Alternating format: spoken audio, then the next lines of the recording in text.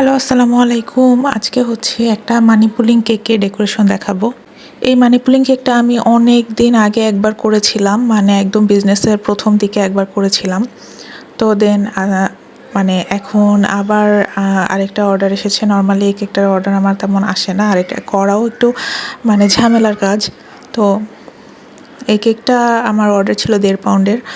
1.5 পাউন্ডের কেকের জন্য আমি 2 পাউন্ডের কেক মেক করেছি, কারণ হচ্ছে মিডিলে অনেকখানি স্পেস খায় এই মানি পুলিং সিস্টেমটা আর কি করতে। বক্সটা ভিতরে দেওয়ার জন্য অনেকখানি জায়গা ওয়েস্ট হয়। তো এইটার কারণে দেখা যায় যে কেকটাকে একটু বড় মেক করতে হয়, কারণ মাঝখান থেকে অনেকখানি কেক কাট পড়ে।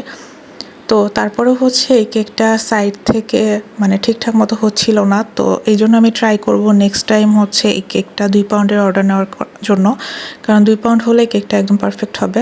2 পাউন্ড কেকটা অর্ডার নিলেও আমাকে দেখা যাবে যে কেকটা 2.5 পাউন্ডের মতো মেক করতে হবে। বা ভিতরে যে পোর্শনের মানে যে কেকটুকু আমি হচ্ছে বের করে রেখেছি, এই কেকটা হচ্ছে আমি 2 পাউন্ডের মধ্যে যদি করি আপনাদেরকে পার্সেল করে দিয়ে দিতে পারবো কাস্টমারকে। কিন্তু হচ্ছে 1.5 পাউন্ডের মধ্যে দেখা যায় যে বক্সটা সেট করা একটু ঝামেলা হয়ে যায়। তো আমি এই যে কেকটার ভিতরে কিভাবে টাকার বক্সটা দিয়ে দিয়েছি এটা তো ভিডিওতে দেখতে পেয়েছেন। আর উপরে যে টপারটা আমি সেট করেছি, এই টপারটা সেট করার কারণ হচ্ছে যে এই টপারটা ধরে যখন টান দিবে তখনই আর কি টাকাগুলো বের হয়ে আসবে। এই জন্যই হচ্ছে টপারটা দেওয়া।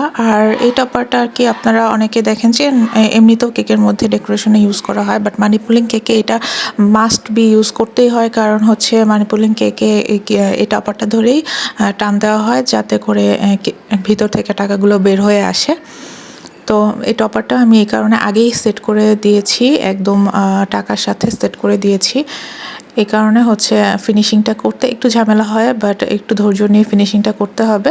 তো ফিনিশিংটা চলে আসবে। এটা একটা মানি পুলিং কেকের সাথে সাথে একটা খুব সুন্দর কাস্টমাইজ কেক ছিল, ডিজাইনটা কাস্টমাইজ ছিল। তো কেকটা হচ্ছে পুরোটা হোয়াইটের মধ্যে ছিল। তারপরে এমনি চকলেট ফ্লেভারের 2 পাউন্ডের কেক ছিল। দেন হচ্ছে উপরের কাভারিংটা হোয়াইট কালারেরই ছিল। তারপর সাইড দিয়ে এরকম করে শেড ছিল, পিঙ্ক আর পার্পেলের মধ্যে শেড ছিল। তো এভাবে সাইড দিয়ে হচ্ছে 2টা শেড দিয়ে দেওয়ার পরে আমি কিছু সুগার বল দিয়ে দিলাম, হোয়াইট কালারের 0 সাইজ আর মিডল সাইজের মানে মিক্সড করে কিছু সুগার বল দিয়ে দিলাম।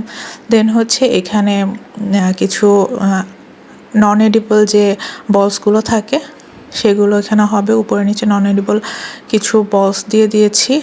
দেন হচ্ছে এখানে কিছু বাটারফ্লাই হবে, বাটারফ্লাইটা পার্পেল কালারের মধ্যে আমি দিয়েছি। পার্পেল যেহেতু এখানে শেডটা পার্পেল, তাই বাটারফ্লাইটা পার্পেল দিলে ভালো লাগবে, তাই পার্পেল কালারের বাটারফ্লাই দিয়ে দিয়েছি। আর এখানে একটা স্টিকার